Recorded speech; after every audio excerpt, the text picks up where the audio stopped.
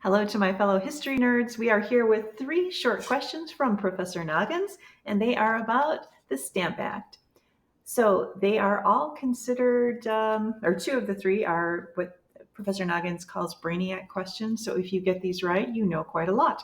Number 1, what 3-word phrase best describes the colonists' problem with the Stamp Act?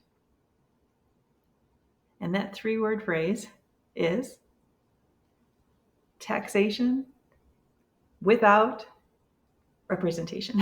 That's the main issue with the Stamp Act.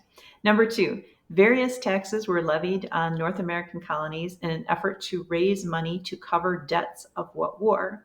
So what war had just happened that the British government shelled out a whole lot of money for and now wants to get their money back from various taxes, and that was the French and Indian War.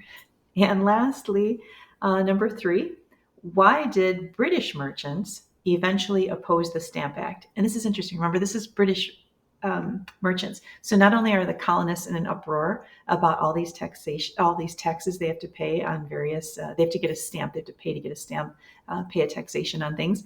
And eventually even the British on the other side of the pond, so to speak, are arguing against this. And that's because the colonists stopped importing British goods. So there was an economic argument. So there was, I think it was the Daughters of Liberty, and they would do sewing bees and they would create homespun cloth because they weren't going to buy the British cloth in order to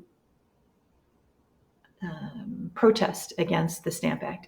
And this one was another one, is they stopped importing English tea. Now I love English breakfast tea. And I'd like to think I would have given it up for the cause, but none of us really know unless we're in this situation. But what it did is it started essentially the first idea of herbal teas.